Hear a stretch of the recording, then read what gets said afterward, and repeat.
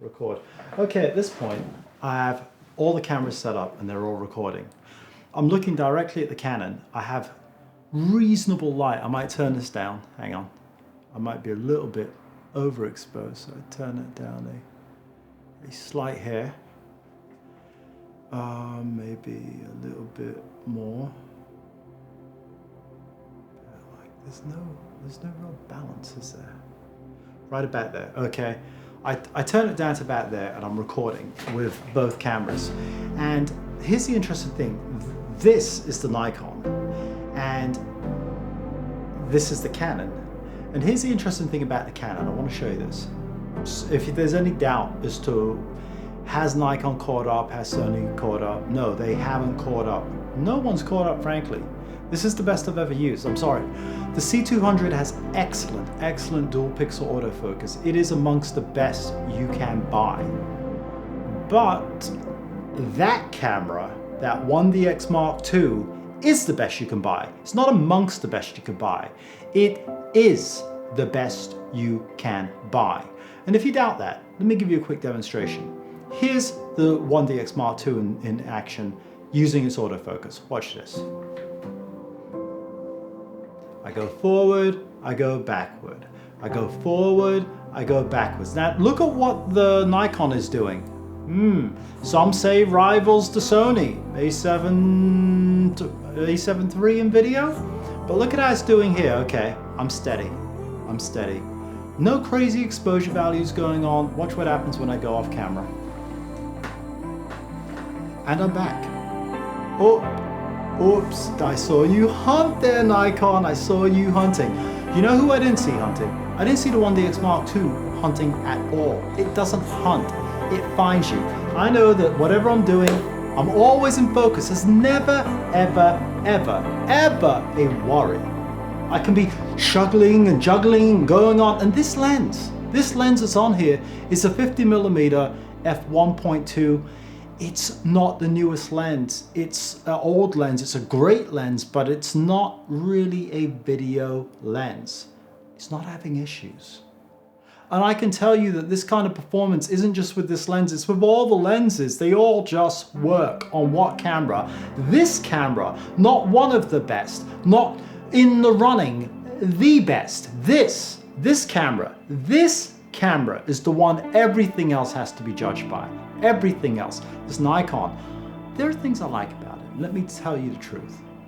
I like the fact that it's really good in low light and the colors don't feel plastic in a kind of Sony type way. The colors feel real, they feel genuine. I like that it's outputting this log, the new N log, although, hey Nikon, when are you actually going to make a log profile a LUT so that I can just drop it on an auto, as a starting point to start grading? When is that going to happen? How many years do I have to pray for that to actually materialize? And why is your Nikon, your brand new Z6, which is supposed to be the video-centric version, why does it hunt so much? Watch this, let's do an experiment. So you've got me in focus. Now I'm going to start to talk a little. Oh, I'm gone. Look at how much I can talk, I can chuckle, I can juckle, I could be juggling kittens. The Canon never loses me. It never loses me. It just doesn't lose me. I right now have this Canon set to f1.8. Why? Because that's what the Nikon is. The Nikon's at f1.8. So I wanted to keep it even. But I tell you now, I can set this thing to f1.2 and it will keep me in focus. It will keep me in focus. It doesn't matter if I'm back here. It doesn't lose me. It doesn't matter if I'm towards the edge of the frame. It doesn't lose me. It doesn't matter if I'm over here. It doesn't lose me. It doesn't matter if I'm turning halfway. It doesn't matter if I do this. It doesn't matter if I take off my glasses. Ooh, it still tracks me. It just doesn't care. But if you compare the same focus, the same performance of the Nikon, I mean, yeah, to me the Nikon's like, sometimes I'm in focus. Don't move. If you move and you're using a Nikon, it might lose you. But if you also stand still too quickly, it starts to say, is he a human? am I focusing on the right thing? It starts to second guess itself, and then it's all over the place. And the funny thing is if I come up like this, whoa, or I go back like this,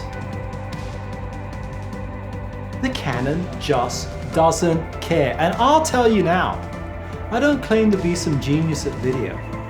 I don't have it all figured out by any means. Don't look at me as the guru on how it should be done. The fact remains is that I don't have anything special going on here to make this thing work. It just works. Anyone that tells you 1DX Mark II, no, those people have not used it. Is it still okay to buy in 2018? I'm sure I'll hear, is it still okay to buy in 2019? I'm sure some genius will come up and say, is it still okay to buy in 2020? Yes, because the output's going to look like a 1DX Mark II in 2018, in 2019, and in 2020. Unless by that time you've walked on out and you've gotten yourself an 8K TV, it's going to look just as good today as it does then.